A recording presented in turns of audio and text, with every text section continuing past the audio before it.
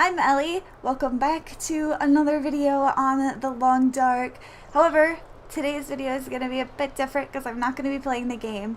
I was talking to a friend the other day about how intimidating the survival mode of this game is to new players to start for the first time.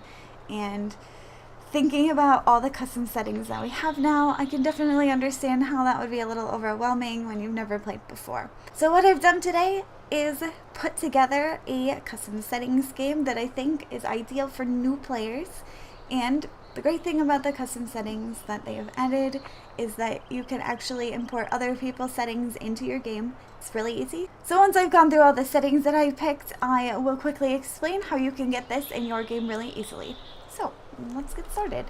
So what I've done first is initially I chose the pilgrim settings, which is the easiest version of the game.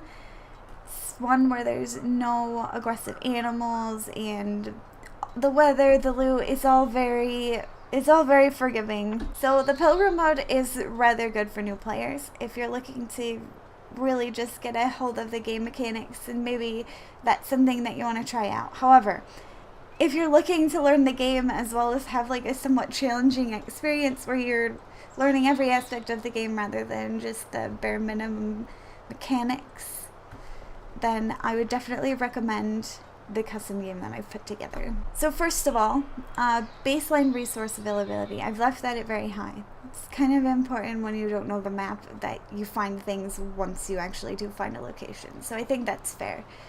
Starting time noon, also good because if you start at night or in the dusk, it's going to be pretty hard to see, and that's not really going to work out that well for your first game. Starting weather clear, it might change as you're outside, so that's just your very initial spawn is going to have clear weather so that you can kind of get your bearings and see where you are. Players spawn indoors. This was originally checked to yes. I fit this to no. I think it's much better if you start outside. You're going to learn the game a lot faster. You're going to understand how long it takes to walk somewhere, and honestly, there's nothing like finding a shelter for the first time when you really desperately need it. So yeah, no spawning indoors for you. Survival monologue, obviously we want that on. It's going to mean that your characters are going to speak aloud when they are in danger or need food or a drink or something. So all of these I believe I've kept the same except for weather variability. This was set to low and I've set it to medium because I think it's important for new players to learn all the varieties of weather. As long as you start in a good map, which personally I recommend Mystery Lake. That's really the map made for new players. However, the mountain town isn't actually that bad either, so that might be a possibility. I've never started there, but it has enough locations that you will not be dead by the end of the first day. Blizzard frequency, I've kept all of these to low and everything. These were set to medium already, so I left those. Okay, so for health, we've got low rate of decay for all of your conditions, basically your calorie and your thirst, except for fatigue. It was actually set to high. I've set it to medium because, well, when you don't know the map, you're very likely going to be wandering around a lot, so I think it's a little more fair for this to be set at medium for now. So cabin fever, intestinal parasites, both set to off on pilgrim mode, and I've left those because frankly I don't think new players are really going to be even experiencing these things while they learn the game, so that's fine.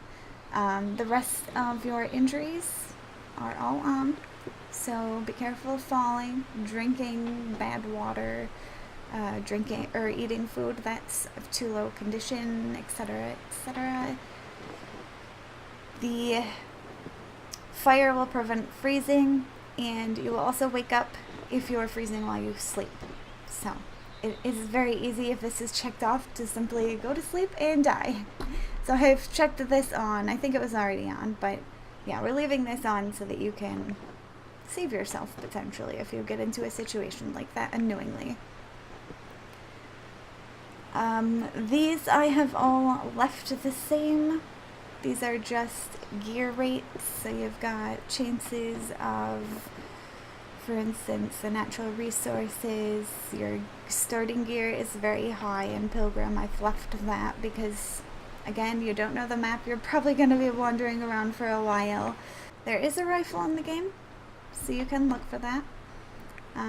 That is set to off on the higher difficulties, but you definitely want a rifle at first. Okay, so here's the wildlife spawns. Fish, high chance, wolf, bear, and moose, which are the aggressive animals in the game. Those all have low chances. I think that's fair. The spawn chances are higher depending on what map you go, so keep that in mind, but Mystery Lake should be fairly good to walk around and not get attacked by animals while you are learning the map of the game. So the respawn frequency is at medium. The deer and the rabbit are at very high because you can kill those for meat. They're not aggressive, they're always going to run away from you, so no reason to have those be lower.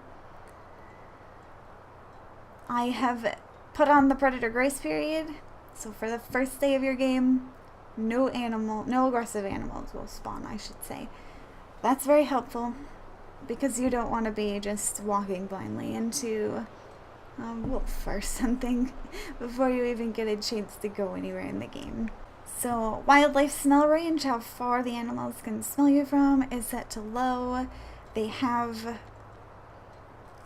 your scent increase from having either meat on you, raw meat, or having bleeding is also set to low, so animals won't track you down because of your food or blood. Passive wildlife is set to no. In Pilgrim mode, it's initially set to yes, but I don't feel like that's very good for learning the game. If you're actually trying to experience everything in the game, it just doesn't really work out for long term. So you will have aggressive wildlife, but everything else is set to low, so it shouldn't be too much of a difficulty for you to deal with it. And finally, we've got the struggles. Your fight back bonus is high, which means the fights are going to be easier if you get in a hand-to-hand fight with a wolf.